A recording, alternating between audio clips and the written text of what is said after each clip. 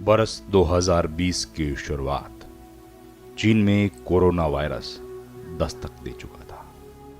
लेकिन शुरुआती दौर में दुनिया में न तो लोगों को इसकी भनक थी, न ही इसके बुरे असर का अंदाजा।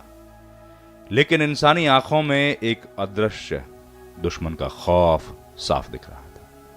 ये दूसरी शताब्दी के तीसरे दशक का पहला बरस था, या यूं कहिए कोरोना काल का पहला साल। जी हां, आज 1 साल बाद भी मानवता इस दुश्मन से लड़ रही है और उसके बारे में कुछ समझ विकसित हो पाई है। साल 2020 के पहले 3 महीनों में कोरोना कई मुल्कों में अपने पैर पसार चुका था और कई में तेज गति के साथ पसार रहा था। चीन के वुहान से फैले कोविड-19 के मरीजों की संख्या भारत में भी लगातार बढ़ रही थी। ठीक उसी समय प्रधानमंत्री नरेंद्र मोदी ने देशवासियों को संबोधित कर कोरोना के खिलाफ लड़ाई में सबका सहयोग मांगा। उन्होंने कहा कि पूरा विश्व इस समय संकट के बहुत बड़े गंभीर दौर से गुजर रहा है। इससे मुकाबले के लिए हमें संकल्प और संयम की जरूरत है। उन्होंने 22 मार्च 2020 को रविवार के दिन जनता कर्फ्यू में भाग लेने के लिए देशवासियों से अपील की। यह कर्फ्यू 22 मार्च को सवेरे 7 बजे से रात 9 बजे तक रहना था, लेकिन उन्होंने अपील की कि यह कर्फ्यू जनता के द्वारा जनता के लिए होगा और इसलिए इस दौरान देशवासी अपने घर में रहें, घर से बाहर ना निकलें। आज प्रत्येक देशवासी से एक और समर्थन मांग रहा हूं। यह है जनता कर्फ्यू। जनता कर्फ्यू यानी जनता के लिए, जनता द्वारा खुद पर लगाया गया कर्फ्यू। इस रविवार यानी 2 दिन के बाद 22 मार्च रविवार को प्रधानमंत्री ने 22 मार्च 2020 को ये भी कहा कि शाम 5 बजे हमें उन लाखों लोगों को अभिवादन भी करना चाहिए जो हमारे लिए दिन रात अपने काम में जुटे हुए हैं। मसलन डॉक्टर, सरकारी कर्मचारी, मीडियाकर्मी जैसे लाखों लोग शामिल हैं। इसके लिए शाम 5 बजे देशवासी अपने घर के दरवाजे, बालकनी, खिड़की पर खड़े होकर 5 मिनट तक ताली या थाली बजाएं। जनता कर्फ्यू 1 दिन के लिए सवेरे 7 बजे से रात 9 बजे तक के लिए था। इस बीच प्रधानमंत्री ने ट्वीट करते हुए जनता से अपील की कि कर्फ्यू भले ही रात 9 बजे खत्म हो गया हो, लेकिन लोगों को एहतियात जरूर बरतनी चाहिए। और भारत में इस दौरान कोरोना से संक्रमित मरीजों की संख्या रविवार रात तक 390 के पार पहुंच गई थी, जबकि इस संक्रमण से अब तक 7 लोग अपनी जान गंवा चुके थे। रविवार को यानी जनता कर्फ्यू के दिन शाम को ठीक 5 बजे हम अपने घर के दरवाजे पर खड़े होकर या बालकनी में या खिड़कियों के सामने खड़े होकर 5 मिनट तक, रविवार को शाम को 5 बजे 5 मिनट तक ऐसे लोगों का आभार व्यक्त करें। और आभार कैसे व्यक्त करेंगे? ताली बजा करके, थाली बजा करके, घंटी बजा करके हम उनके प्रति अपनी कृतज्ञता व्यक्त करें, उनका हौसला बढ़ाएं, उनको सैल्यूट करें।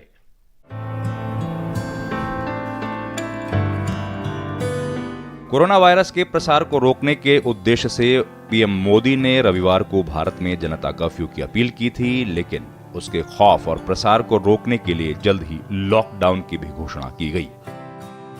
कोरोना वायरस के संक्रमण से बचने के लिए प्रधानमंत्री की अपील जनता कर्फ्यू का पूरे देश में व्यापक असर दिखा और इस वजह से रविवार को पूरे देश में अभूतपूर्व बंद भी रहा।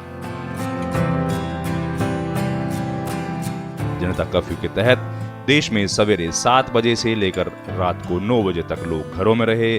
शाम 5 बजे थाली, ताली और शंख बजाकर कोरोना के सेनानियों का सम्मान किया गया।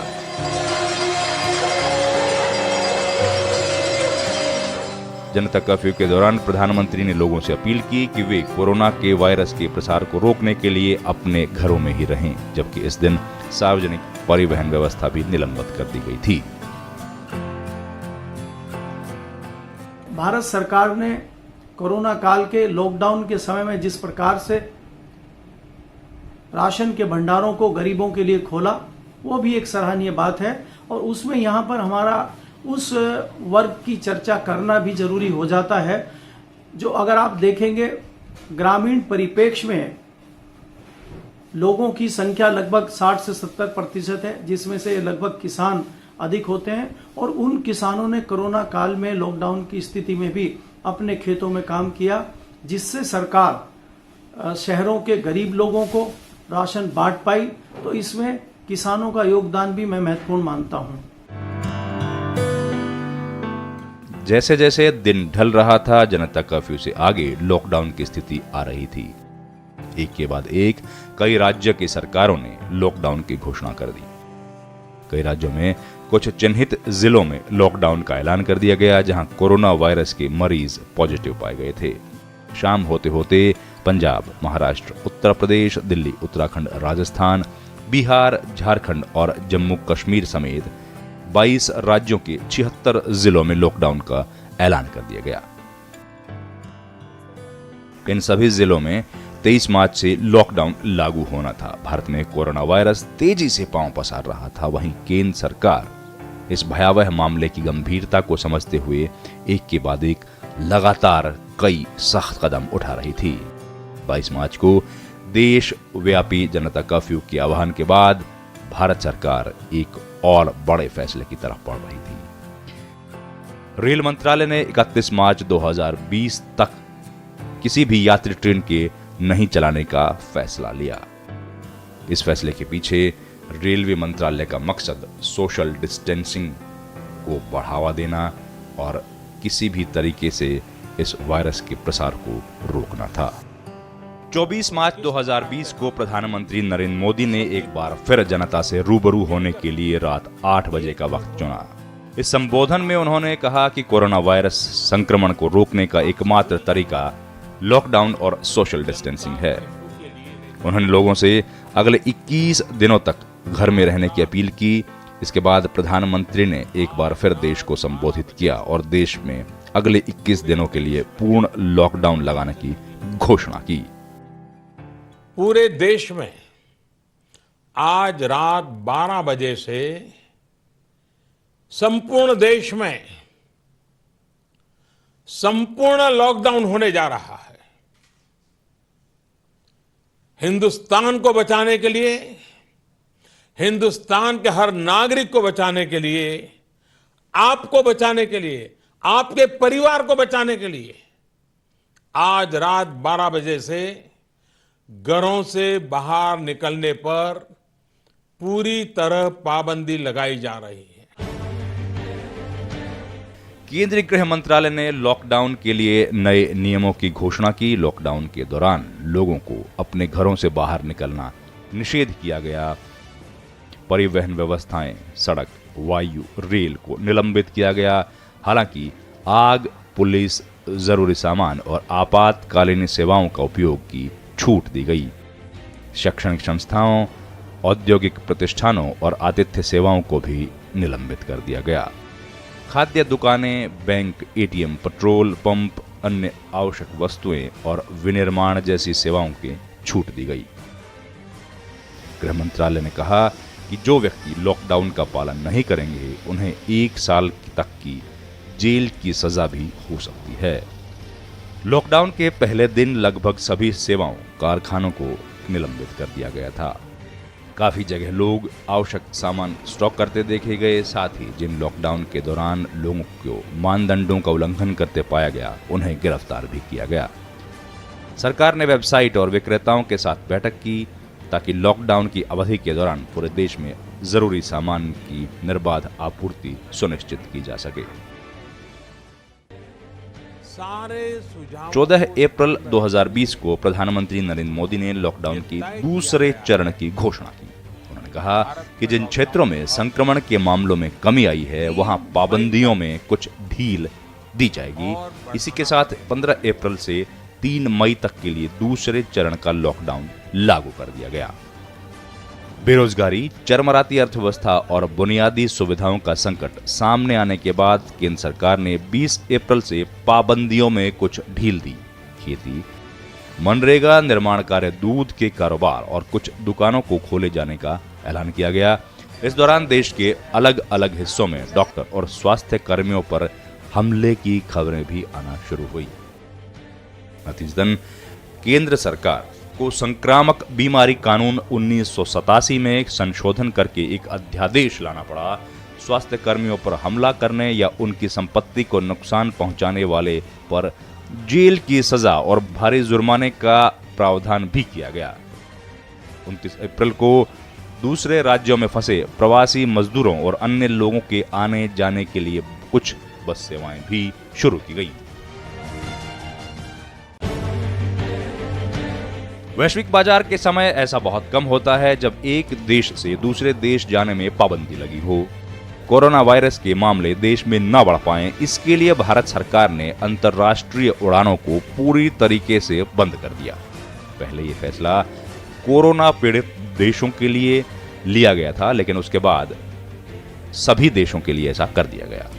साथ ही विदेशी नागरिकों की एंट्री पर भी पाबंदी लगा दी गई।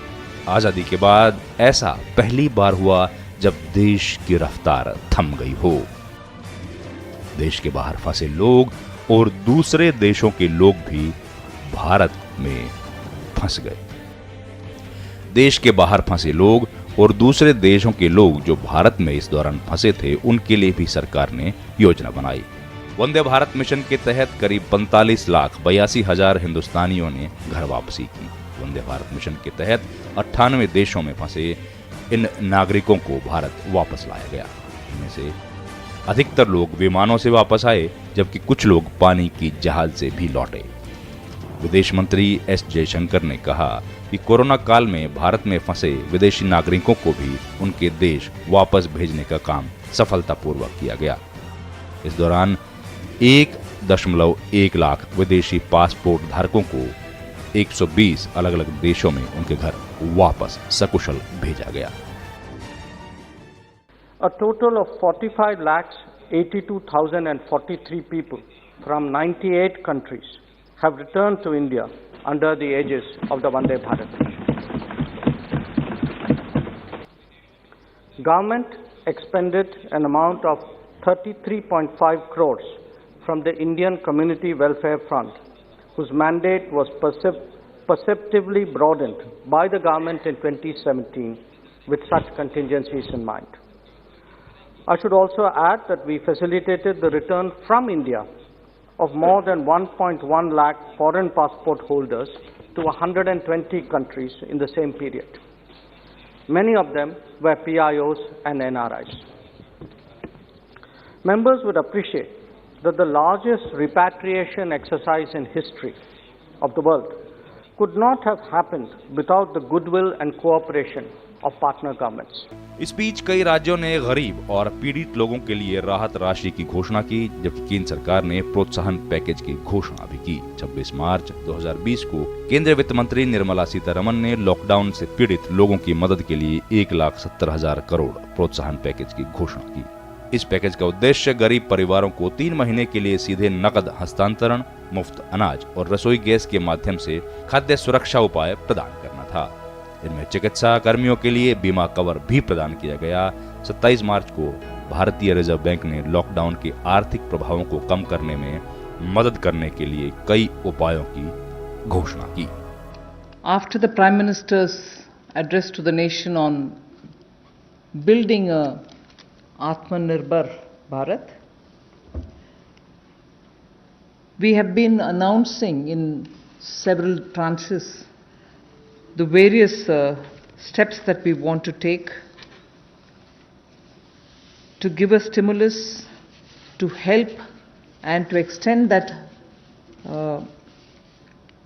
little assistance, which as a government we should and do it in time, and therefore we had a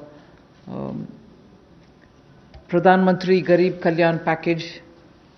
Post that, we also ensured that people don't suffer with having to file their returns or comply with taxation and related things. So in stages we've announced relief for the MSMEs, NBFCs and so on.